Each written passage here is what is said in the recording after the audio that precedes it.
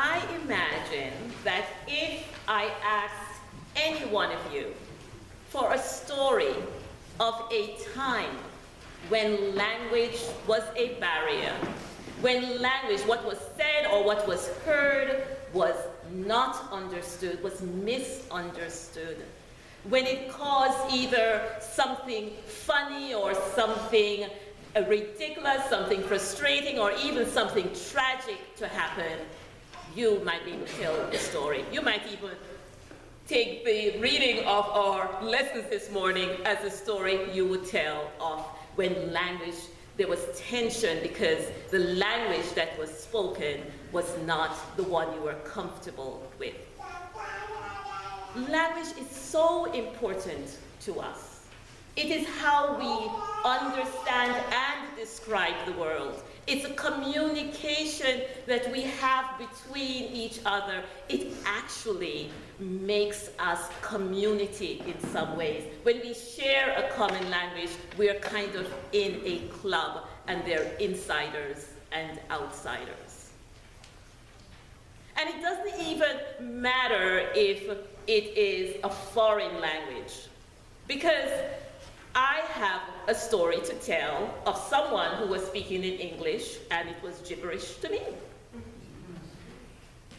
My niece who is visiting is a computer native. She actually works with computers. And so while she was here on Friday, she set up her stuff, computer up, you know, her phone, earbuds, and she had a conference with people on her job, and they were discussing a website that they were supposed to set up for a client. I heard English words, you know, things like thumbs up, flag, filter, options, something like that. But it was all techno-babble to me. I had no idea what she was talking about. So I was the outsider then. Even though it was my language, I could not understand what she was saying. About last fall, I attended a bar mitzvah right at the Temple of Jerusalem Avenue. And it wasn't the Hebrew that was the problem, because in the prayer book, I could see the English for the Hebrew. But after the service, we had the reception, one of the members of the congregation came to me and asked, "Is that a Jamaican accent I hear?" And I said, "Yes." And she started speaking to me, and slowly her American accent took on the flavor of authentic Jamaican patois. Now, this is someone who looks very different from me, and in many ways is very different. Jewish, Christian. She was older than my 29 years. You know, she, white, black.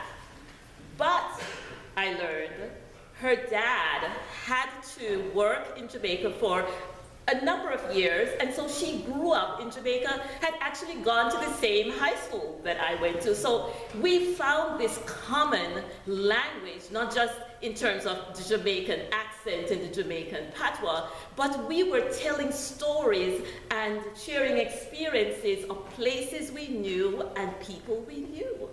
Language brought us together. Language and community are so connected. And in many ways, the story of the Holy Spirit coming at Pentecost is a story of language and community.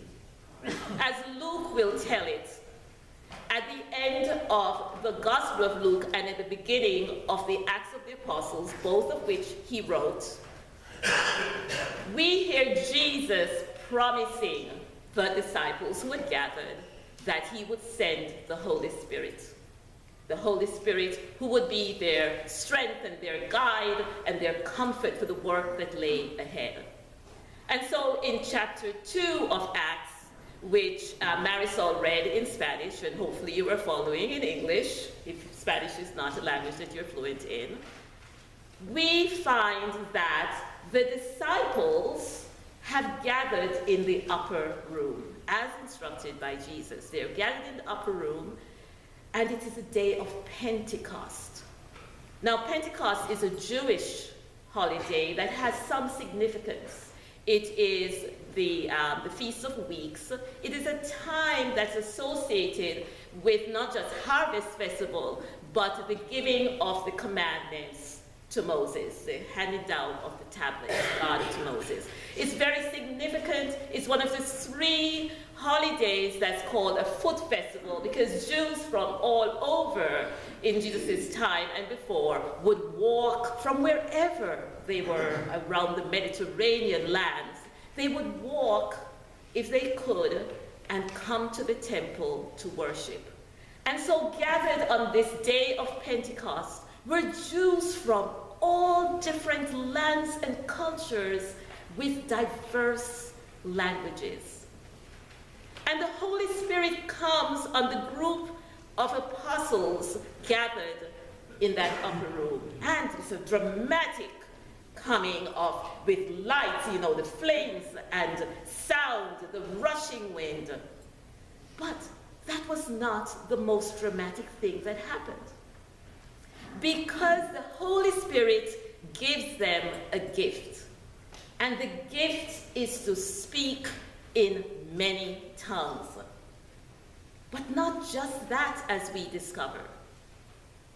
It is that when they go out to preach to the crowd that's gathered, the crowd is not, it's not demanded of the crowd that they understand that language of the apostles, but God has gifted them with the power so that they can speak in such a way that everyone in their own language hears the good news, the message of what God has done for them. It is God's vision of the church. God's vision of the church is that it's a place of great diversity, a people, a community from many cultures, many lands, and many languages. Not that we all must be the same, look the same, speak the same. God has gifted us with the gift to go out, to do the messy work, because it's messy, it's hard work. To learn about other people, to cross those barriers and to bring the good news to them. But that is what the Spirit came and made possible. And that's what happened. And the people were astonished, they were bewildered, but they rejoiced because they had heard the message.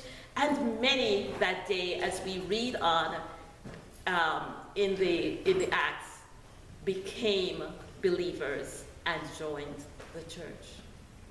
Today, in our own place, in our own church here at St. Jude, out there in the community, we have a chance to go out like the disciples, filled with the Holy Spirit, not just strength and guidance, but with the knowledge and the understanding that we too are gifted to do the messy work of crossing barriers and letting others know that God is a God who loves diversity.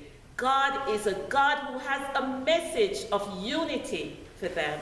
God is a God who loves them. So may we, who have been given the gift of the Holy Spirit, activate that gift, go out with confidence, and bring the good news to people of every race and nation and land and whatever else it is that makes us the beautiful, diverse people whom God loves. Amen. Amen. Amen.